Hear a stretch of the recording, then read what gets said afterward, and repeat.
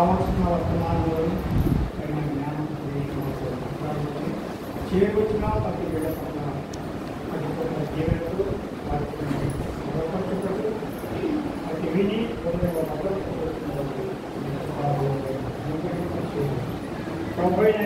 క్రీస్తునామములో ప్రార్థన చేస్తారు తండ్రి.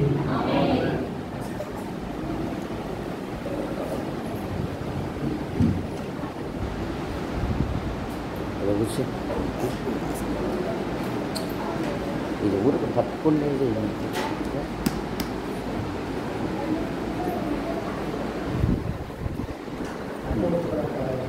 ఆయన కదిలీ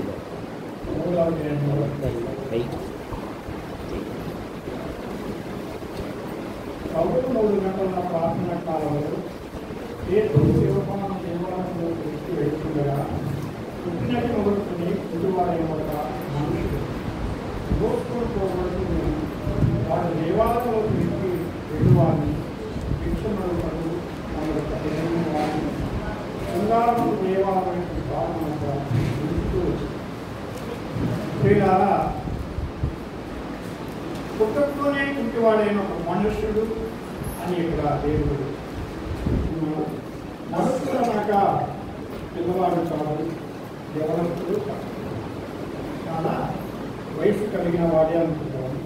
ఒక మనుషుడు అన్న తర్వాత యవన కాలం దాటినాక వయసు కలిగిస్తాడు కనుక ప్రతిదినం మోసుకొని పోవలసి ఉండేది. ఎంత ఓపికతో దేవుని సన్నిధానంలోనికి ఆయా దేవునితో కూడా కలిసి ఆ సన్నిధానంలో శృంగారము దేవాలయంలోనికి వచ్చినప్పుడు ప్రతి మనుషులను భిక్షమడుటకు అక్కడ ఉంటూ వచ్చేది. పేతురు యోహాను దేవాలయం ప్రవేశించుకున్నప్పుడు వారు చూసి భిక్షమడక పేతురు యోహాను వారిని పేరు చూసి మాటకు చూడమనేది అని వారి వల్ల ఏమైనా దొరికినని కనిపెట్టుకు వారిని రక్షించి. అయితే వీళ్ళారా అందరినీ యథాస్థితిగా అడిగినట్టుగానే పేతురు యోహాను కూడా భిక్షమడిగారు. భిక్షమడుతున్నప్పుడు వాడైతే వారు అన్నారు, మా పట్టు పేరు చూడు అన్నారు. అంటే అందరూ రూపాయలు 2 రూపాయలు వేస్తారేమో, కానీ వీరి ద్వారా నాకేదో దండిగా దొరికేటట్టు ఉన్నది దినమనుకోని వారి అంటే లక్ష మనుషులు వారి అంటే మనసు గురి పెట్టుకొని ఉన్నారు. ఎందుకంటే చెప్తున్న పేరు వ్యవహారం వారి పేరు చూసి మాటతో చూడమని వారు వారి యొక్క ఏమైనా దొరుకుతుంది వారి యొక్క లక్ష్యం ఇచ్చారు. అయితే వారి యొక్క లక్ష్యం ఇచ్చుకున్నప్పుడు ఈయన వారి పేరు చూసినాడు అన్నట్టు లోపలికి పోయినాడు, లేక ప్రార్థన చేస్తున్నారో లేక అక్కడ మా పెద్దవారితో సమావేశం జరుపుకున్నారో తెలియదు. కానీ ఈయన పోతున్నవాడు వచ్చుకోవాలా గమనించమలా పుట్టి భిక్ష. ఎందుకంటే వారి ఏందే లక్ష్యం ఉంచుకుంటున్నారు. మనకు కూడా ప్రభు యొక్క ఉద్దేశంలో కలిగినప్పుడు దేవుని ఎందే లక్ష్యం ఉంచుకొని ఆయన మనకి కదా. అందుకని ఇక్కడ వారి ఎందు గుడి ఉండే లక్ష్యం ఉంటుంది. అంతటా పేతురు ఎండి బంగారం మా యొక్క లేవు, కానీ నాకు కలిగినది నీకు ఇస్తున్నాము, నజరేయుడైన యేసు క్రీస్తు నామములో నడుమని చెప్పి వాని కుడిచి పట్టుకొని లేవనెత్తేను. వెంటనే వారి పాదములు శిలా మండలములు ఆరంభించి వాడు దిక్కున లేచి నిలిచి నడిచేను.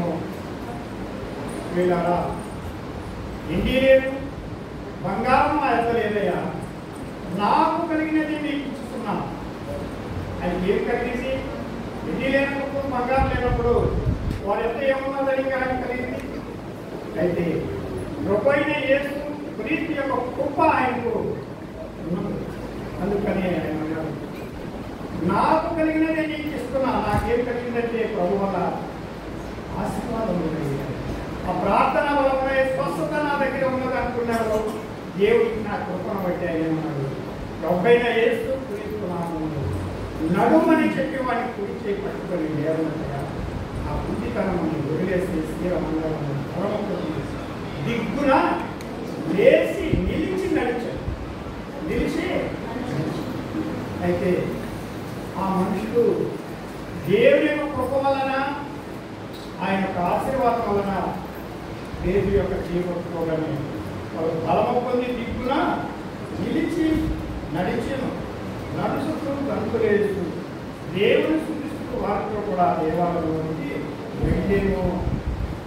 ఇలా దేవుని యొక్క ఉద్దేశంలో ఎలా ఉంటుందంటే అనుకున్న రీతిగా ఉంటుంది. ఈ యొక్క అవసరాలను ఆయన ఎదుర్కొంటారు. కాబట్టి ఏదే ఒక టైం అంటూ ఉంటుంది. 8 దినాలుగా పుట్టి వీక్షకుడు శృంగారణ దేవాలయం ద్వారం వద్ద ఉండేవాడు తెలియదు. కానీ అక్కడైతే ఆ దినాన్ని ఆయనకు దేవుడు అనుగ్రహం కలిగింది. ఆయనకు స్వస్థత రీసెంట్గా చూస్తున్నాం. కాబట్టి మనం కూడా కనిపెట్టుకొని గురి పెట్టుకొని ఉండాలి. మన గురి ఎవరి ఉండాలి? దేవుని వైపు మన గురి ఉన్నప్పుడు నీకు కావాల్సిన అవసరత నీకున్న ఇబ్బందులు కూడా దేవుడు చూసేవాడు. అలాగనే మార్పు స్వార్థం మార్పు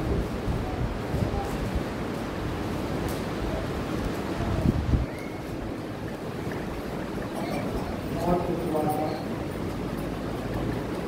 10వ అధ్యాయం 46వ వచనం కూడా వారు ఎక్కువ పట్టణం నుండి వచ్చి ఆయన తన శిష్యులతో కూడా బహు జనసమూహం ఆయనతో కూడా బయలుదేరి వచ్చుతుండగా హిమ్మయ్య కుమారుడు బర్తోమయ బుద్ధి భిక్షకుడు పక్కన కూర్చొని ఉండేది. ఆయన నజరేయుడని యేసును అని వారు విని దావీదు కుమారుడా నన్ను కరుణించుకోమని కేకలు వేస్తుండేను. అయితే బర్తోమయ కుమారుడు మత్తయి కుమారుడు బర్తోమయ అన్న బుద్ధి భిక్షకుడు పక్కన కూర్చొని ఉండేది. బుద్ధి భిక్షుడు ఎక్కడ కూర్చుంటారమ్మా? చాలా మంది పక్కనే కూర్చుంటారు. ఎందుకంటే తెలియ వాళ్ళ వచ్చే వాళ్ళ భిక్ష అడుక్కోవడానికి. అయితే భిక్ష అడుగుకోవడానికి పక్కన కూర్చున్నప్పుడు మూడువాడు నీళ్ళు అడగాలంటే ఏమైనా చెక్ చేస్తారమ్మా? చెప్పాలి తీరా ఎందుకంటే వాడికి హోల్ లేదు కనుక చెయ్యని సైక్ చేస్తారు. అదే గుడ్డివాడు నీళ్ళు అడగాలంటే ఏమడుగుతాడు? ఏం అడగరా? ఏమని దేంతో అడుగుతాడు? గుడ్డి వీక్షకుడు కళ్ళు లేవు కానీ నోరు. అందుకనే అక్కడ వెళుతున్న జనా సమూహములను చూసి ఏమని అడిగాడంటే ఎవరో ఈ కారణం శబ్దం చేస్తున్నారన్నప్పుడు చాలా ఏదైనా ఒక ఫ్రెండ్షిప్లో ఏదైనా అధికారం పోయినప్పుడు బండ్లు బస్సులు చాలా వేగంగా వెళ్తుంటాయి దాంట్లో. అలాగా ఆ దినాలలో మనుషులు నడిచిపోతున్నప్పుడు భూమి శబ్దం వస్తుంది. ఆ శబ్దాన్ని వినగలిగిన వారు చెవులు ఉన్నాయి కానీ నోరుంది, చూడడానికి మాత్రము చూపంతే లేదు కనుక అది గ్రహించి ఎవరి రాకపోతున్నారంటే నజరేయుడైన యేసుక్రీస్తు దాన వెళుతున్నాడు అని తెలుసుకున్నారు. తెలుసుకున్న తర్వాత ఆయన ఏం చేస్తున్నాడంటే కేకలు వేసుకున్నాడు. ఏమని? దావీదు కుమారుడా నన్ను కరుణించమని అంటున్నాడు. అయితే అనేకులు ఆయన కాడికి వచ్చి ఎందుకయ్యా నువ్వు వస్తున్నావు? వెళ్ళిపోయారు. నువ్వు ఆయన పోయినప్పుడు ఎందుకు వస్తున్నావు? కోరుకున్నామని అనేకులు ఆయన గద్దించాడు. గద్దించిన ఆయన ఏం చేశాడు? కోరుకుండగా ఎక్కువగా కేకలేస్తున్నాడు. ఇంకా ఎక్కువగా మరి కేకలేస్తున్నాడు. మనం కూడా ఎక్కువగా కేకలేసే వాళ్ళకంటే ప్రభు సన్నిధిలో ఒక దినాన్ని సాధించి మర్చిపోవడం కాకుండా ఈ దినానికి మనం ఆయనకు ప్రార్థన పట్టుగా ఉండాలి. అందుకనే మరి ఎక్కువగా కేక వేస్తున్నప్పుడు కోరుకున్నామని అనేకులు వారిని గట్టించరు కానీ వాళ్ళు దావీదు కుమారుడాన్ని తోట వేస్తున్నారు. మరి ఎక్కువగా కేక వేయ అప్పుడు యేసు నిలిచి వారిని పిలువుడు అని చెప్పగా వారు ఆ గుడ్డివాడిని ధైర్యం తెచ్చుకోను, ఆయన నిన్ను పిలుస్తున్నాడని నిర్మని వారితో చెప్పి అంతటా వాడు బట్టలను పారవేసి దిక్కున లేచి యేసు వద్దకు వచ్చేను. గుడి వీక్షకులా ఏముంటాయమ్మా? వీళ్ళలా అడుక్కునే వాళ్ళ దగ్గర ఏముంటాయి? ఒక కర్ర ఉంటుంది సపోర్ట్గా, తర్వాత ఒక పాత్ర ఉంటుంది, ఆయనకు బట్టలు ఉంటాయి. బట్టలు ఏ రీతిలో ఉంటాయో కూడా తెలియదు, ఎందుకంటే కళ్ళు కనపడవు కనుక.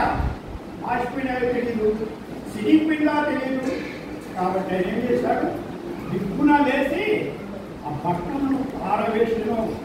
అంటే ఈ గుడితనము, ఈ భిక్షాటన, ఈ శీఘ్రమైన బతుకు నాకు వద్దు అనుకున్నారు. దేవుని సన్నిధానం పాప ప్రమాణం ఒప్పుకొని పశ్చాత్తాపడినట్టుగా మనం గ్రహిస్తున్నాం ప్రియులారా. ఎందుకంటే ఆయన ఉన్న పాపంని తీసి పడేసి అప్పుడు యేసు దగ్గరికి పోయి ఆయన చూసినప్పుడు, అక్కడైతే అంటున్నారు, యేసు దగ్గరికి వచ్చినప్పుడు యేసు నేనేమి చేయకూరుతున్నామని వాడిని అడగగా, నా గుడ్డివాడు బోధకుడా నాకు దృష్టి కలుగ చేయమని ఆయనతో అని.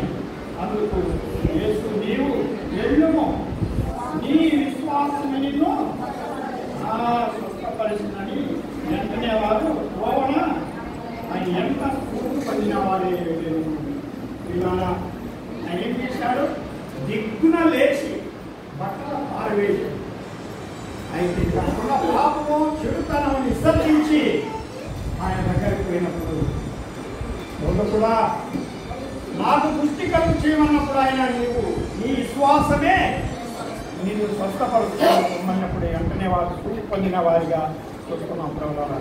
మన విశ్వాసం ఎవరిపైన ఉండాలి? దేవుని యందు మనకు విశ్వాసం కలిగి ఉండాలి. దేవుడు అంటూ ఉన్నాడని ఒక విశ్వాసం మన జీవితంలో ఉంటే ఆ విశ్వాసమే నిన్ను స్వస్థపరుస్తుంది. నీకు కావాల్సిన అవసరం కూడా తీర్చేవారు కనుక విశ్వాసాన్ని బట్టి మనం దేవునితో నడవాలి మనం చెప్తున్నాం. అలాగనే యోగం రాసిన పత్రిక అంటే మీరు చాలా ఎక్కువ 15 అంటారు, మా వైపు అయితే 15 అంటారు కనుక 15వ అధ్యాయం 4వ వచనం ఉండే ప్రమాణం. నా యందు నిలిచి ఉండుడి, మీ యందు నేను నిలిచి ఉన్నాను. తీగ ద్రాక్షములలో నిలిచి ఉంటేనే కానీ బ్రహ్మంతగా కానీ ఎలాగూ ఫలింపదు. అలాగనే నా యందు నిలిచి ఉంటేనే కానీ మీరును ఫలింపరు. ఏమంటారు ప్రియులారా? నా యందు నిలిచి ఉండుడి. మనం ఆయన యందు నిలిచేవాళ్ళు ఉన్నామా, లేక మన ఇష్టానుసారంగా పోయేవారి ఉన్నామా ప్రియులారా?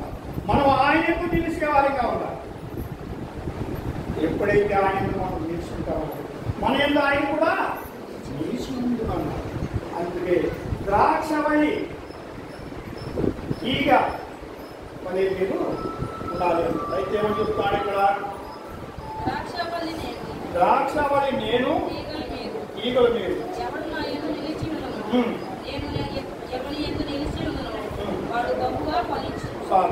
ద్రాక్షవల్లి నేను, ఈగలు మీరు. ఈగలు మనము, ద్రాక్షవల్లి ఆయన కాసువాడిగా ఉన్నాడు ప్రియులారా. ఆ ద్రాక్షవల్లిలో నిలిచి ఉంటేనే కానీ మీరు కూడా ఫలింపరు. ద్రాక్షవల్లి అనగా తోటలో నిలిచి ఉంటేనే అది ఫలిస్తారు, వేరుగా ఉంటే అది ఫలించదు. ఎందుకంటే బయట పారేసినప్పుడు దానికి అనుకూలమైన సతవ, కావాల్సినప్పుడు నీరు, కావాల్సినప్పుడు దానికి సేవలు అందరూ కనుక అది ఫలించలేదు. ద్రాక్షవల్లి చేలో నిలుచుంటేనే అది ఫలిస్తుంది. ఆ సేనగా ప్రభువు యేసు క్రీస్తు యొక్క సంఘమే. ఆ సంఘంలో మనం నిలుచుంటేనే ఫలిస్తాము. ఆయన కాసేవాడిగా ఉన్నాడు. కోతకాలం వచ్చినప్పుడు ఆ పంటను కోసేవాడిగా ఉన్నాడు ఆయన. ఈ లోకంలో వ్యవసాయం చేసే వాళ్ళు చాలా మంది మీకు బాగా తెలుసు. ఏదైనా పనికి వచ్చినప్పుడు, కొళ్ళు కోసినప్పుడు గుట్లకు, బాక్సులకు వాటిని పార్సల్ చేసి విదేశాలకు కూడా తీసుకొని పోయేవారుగా ఉన్నారు.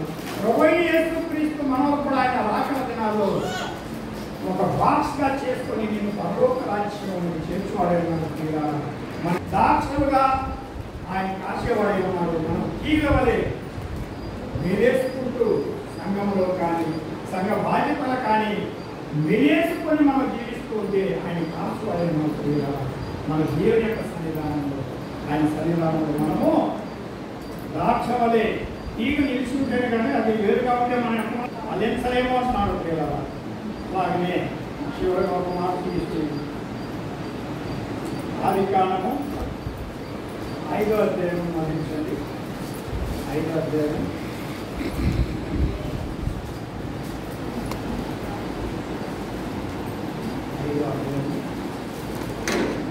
4 వచ్చిన ఒకే మాట చదువుతున్నాం. హనోకు దేవునితో కూడా నడిచిన వాడు, దేవుడు అతనికి తీసుకొని పోయింది కనుక అతడు లేకపోయాను. దేవుడు హనోకుతో కూడా దేవుడు నడిచిన, హనోకు దేవుడితో కూడా నడిచిన వాడిగా ఉన్నాడు. ప్రియులారా, మనం కూడా ఆయనతో నడిచే వాడిగా ఉండాలి. అందుకని దిగ్గున లేచినప్పుడు ఇంటి వీక్షకుడు విజయవాడగా తీసుకుంటున్నాం. ప్రియులారా, అలాగే ఆయనలో మనం ఫలించేవారిగా ఉన్నట్టుగా దేవుని యొక్క ఆలోచన ఎంతగానో మనకు నడిపిస్తున్నాడు. కనుక ఇప్పుడు హనోకు వలె మనము ఆయనతో కూడా నడిచేవారమై ఉండాలని దేవుని యొక్క